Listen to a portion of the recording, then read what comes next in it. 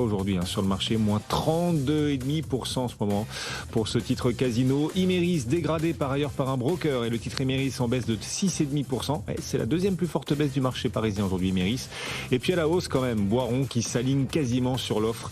L'OPA proposée, l'OPA sur Boiron, encore une valeur qui devrait quitter le marché parisien, qui devrait quitter la cote. Il y a de plus en plus d'offres sur les petites et moyennes valeurs en ce moment. Romain Daubry nous appelle. Bonjour, rebonjour Romain.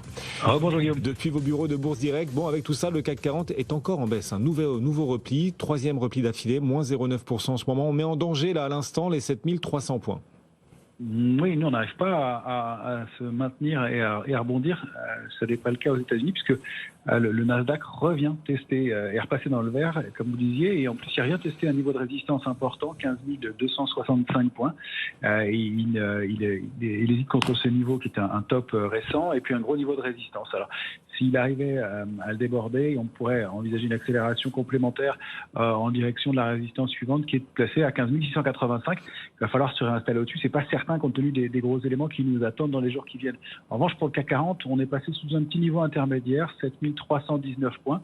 Et puis, c'est surtout qu'on a réintégré le trading range 7158, 7382. On est pour l'instant au-delà de la médiane du trading range qui est 7284. Tant qu'on est au-dessus, c'est une consolidation forte, dans la partie forte et haussière du trading range. Sous 7284, ça se dégradera un peu. En revanche, de repasser sous 7158, là, on déclencherait une alerte baissière un peu plus marquée. Ce ne serait pas un bon signal compte tenu des rebonds qu'on a connus précédemment. Ce qu'on peut dire globalement, c'est que l'indice évolue un peu sans tendance depuis plusieurs semaines maintenant et notamment enchaîne les contre-pieds, puisqu'il y a 15 jours, c'était une séquence de baisse, un rebond la semaine dernière. Et puis là, on est plutôt reparti dans le sens de la baisse, donc pas vraiment de tendance, pas de volume non plus. On est vraiment dans une situation d'attente pour l'instant. Du côté des sociétés, les valeurs qui animent cette séance, celles qui envoient surtout les meilleurs signaux techniques ou les signaux techniques les plus significatifs, quelles sont celles que vous détectez aujourd'hui, Romain ? Alors, il y a évidemment moins de valeur dans ce contexte-là. On n'est pas très, il n'y a pas beaucoup de signaux sur les valeurs du CAC globalement qui sont un peu plombées, qui sont un peu en phase de consolidation. Il faut préciser une chose aussi, on n'a pas de pression baissière dans ce marché, donc c'est important comme information. C'est-à-dire que quand on baisse, on n'a pas de pression technique baissière, donc c'est de la consolidation à plat et sans force. Parmi les valeurs, on regarde toujours les petites et moyennes capitalisations. Il y avait beaucoup de signaux il y a quelques temps, il y en a un petit peu moins, mais j'ai deux valeurs qui donnent des signaux intéressants. Alors il y a toujours le secteur de l'automobile globalement, et il est intéressant de constater que dans une séance où le marché parisien baisse, eh bien l'automobile et les équipementiers se comportent très bien, que ce soit Valeo, Forestia, Renault ou Stellantis, et on a la préférence pour l'instant, c'est Plastic Omnium qui est en train d'essayer de déborder une structure graphique en triangle et d'accélérer. Et puis dans un tout autre domaine, on a un petit signal sur une valeur qui est Sword Group et qui vient de faire une figure de continuation haussière, qui vient de valider la sortie de cette figure avec un petit potentiel aussi. Donc vous voyez, on est plutôt en train d'essayer de chercher des petits swing trading comme ça rapides.